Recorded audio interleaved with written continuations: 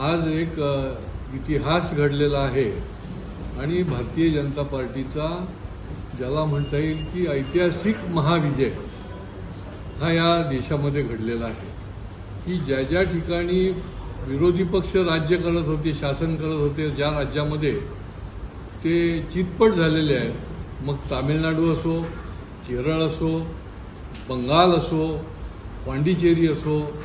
आसाममध्ये तर भारतीय जनता पार्टी गेली 2 टर्म राज्य करत होती, त्या ठिकाणी पुन्हा भारतीय जनता पार्टीचा झेंडा फडकला आहे. त्याच्यानंतर पांडिचेरीमध्ये देखील भारतीय जनता पार्टीचा झेंडा फडकला आहे आणि बंगालचा विजय जो आहे तो अभूतपूर्व विजय. भारतीय जनता पार्टीने कशा पद्धतीने झेप घेतली आहे याचं एक उत्तम उदाहरण म्हणजे बंगालचा विजय आहे की ज्या पक्षाचे 2 आले होते त्याच्यानंतर 77 आले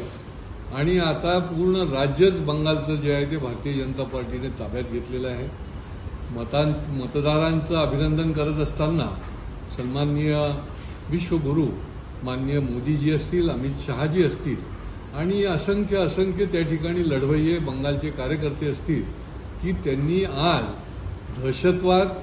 गुंडागिरी ही संपुष्टात आणलेली आहे आणि ममता बॅनर्जीचं जे त्रास देणारं, सामान्य नागरिकांना त्रास देणारं राज्य जे आहे ते खारिज केलेलं आहे आणि त्याच्यामुळे हा विजय जो आहे तो नुसता विजय नाही तर हा ऐतिहासिक आणि महाविजय असा म्हणता येईल, असा भारतीय जनता पार्टीने आपल्याकडे आणलेला आहे.